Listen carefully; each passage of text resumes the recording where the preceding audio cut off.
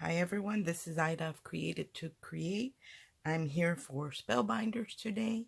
I want to share some projects that I created using some of the dies that Spellbinders so graciously sent me. They did send these to me to create with, so I want to share with you what I created with them. Although this is not a new collection that's coming up. This is already out, guys, so you don't have to wait for this one. I'm going to share with you the 3 dies that I use. I do have others that they sent me that are already out, but I haven't created with them. So hopefully this will give you ideas on what you can do with them. Anything that I can link in the description box and I can use an affiliate link, I will provide those in the description box. Also, Spellbinders is having an amazing sale right now. They are having a clearance sale, and I took advantage of that yesterday. So I want to pass that information along to you, and I'll link the sale in the description box as well, because that way you guys can take advantage of it. I checked this morning and it was still there, so I want to share that with you. Okay, the first die that I use, this is called the Sealed collection by Spellbinders. So I use these, the sealed blooms, which you get the 3 dies, the 3 stems. So what I like about this is that you get a straight one, and then you get two actually that are curved, and they're into each other or opposite. So I like that it's kind of like you have a left and a right. That's what I like about the way they design these dies. And they do have a lot of detail in them. And then you get the layering dies for the blooms, and you also get the centers to the flowers, and you can do them any color you want. So it's not like you have to go into your stash and you're looking for a particular color and you don't have it. As long as you have the cardstock, then you have the flower. Another thing that I picked up, now Spellbinders did give me a choice. I got a chance to pick whatever I wanted to do. I mean, whatever I wanted to play with. So the ones that I chose, it wasn't something that I had to create with. This is what I chose. These are things that I liked. So, if I like them, I want to share them with you. Another thing I picked up is this. It doesn't look like it would be something that you would want to pick up, but trust me, you want this one. This is a this is called Sealed Twine Etch Die. What this is, you know how we create a card and we wrap twine around one of the panels? That's what this does. It's like a faux twine. And what I love about this, the only thing you have to glue down is the center right here to the center of your card. And then you wrap it around your card. But all these strands, and they're very fine, very detailed, are attached to this tab right here. So when you go to glue the back, you don't have to glue every little twine. They're attached to this little bar right here, or tab, that you can just wrap around and glue. So I love that. A lot of times you're creating a card and you're looking for a certain color in your twine and you don't have it. With this, like the flowers, you can create in any color that you want with your own cardstock. Another one that I created with was this Sealed Berry Glimmer hot foil plate. And I tend to shy away from the glimmer plates. And I think a lot of us are a little intimidated by it. And I thought, well, I'm going to conquer my fear. So I chose 3 of the dies that I got to pick are glimmer foil plates. So this is one of them right here. This one, what I love about this one, that it is a beautiful wreath, but it also comes with a sentiment, and then it cut for glimmering the foil, and then it has the die where you can cut it out. So this one says best wishes. I believe that's what it says. Yes. And I'll share it with you right there. I did that white one right there. Look at how well it foiled. I didn't use that one in my card, but I want you to see how well it worked. Also, what I like about this one is this is actually a 2-piece. See, you can use just a part of it, just a portion of it if you want. But if you want to use it together, all you have to do is line it up and just get some washi tape and tape it together in the back. And yes, it is okay to use washi tape with in the Glimmer hot foil system. That's what I used, and it worked beautifully. It stayed in place where I wanted it to stay. So that's what, these are the three that I used, and these are all by the sealed collection by Spellbinders.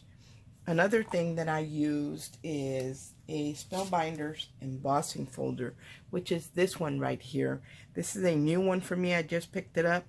What I like about these embossing folders, that you can emboss a piece or a panel that is 8.5 inches wide by 8.5 inches tall if you want. So most projects that we create are within these perimeters, so that it works great. Where, you know, normally if I wanted to emboss something, most standard size embossing folders, you have to do it in sections, and a lot of times it doesn't line up, or you get a crease, an indentation where you don't want it. So I love being able to put my whole panel in here and emboss it. And this is a beautiful one. I highly recommend this one.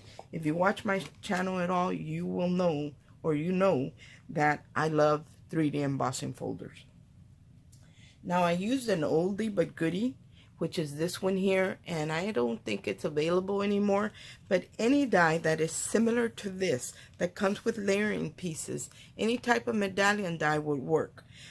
This is what I had in my stash, so this is the one that I used, but I don't think this one's available anymore. Whatever I can find, I will link in the description box. But please keep in mind that those will be affiliate links. So I'm just going to move this off to the side, and I'm going to share my project with you guys. One of the things that I wanted to create was a gift bag. Look at this beautiful gift bag. How pretty is that, guys? It is really, really pretty. Here you can see the embossing folder. Look at the detail. It looks like faux leather, or a tuft chair, or a ottoman, that it has the buttons and it's pulled tight and you get the creases. That's what this looks like. It's beautiful. Here's that medallion, and then I cut out a circle, and all these 3 circles are with that die set that I just shared with you. So if you find anything similar, or if I find anything similar that will work, I will link it in the description box. So I did the outer in the silver, and then I cut out the second die in black. And this is where I did my foiling with the berry wreath die. Look at how beautiful that is. Now, if you wanted to, you could add gems to the berries, but I decided not to because the foiling looks so pretty to me. And then what I did was, I did cut out, here is that faux twine.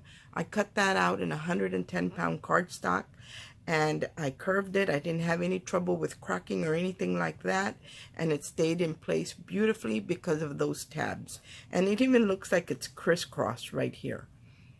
And then here is that best wishes sentiment. I didn't use the die to cut it out because I wanted to put the round seal on there.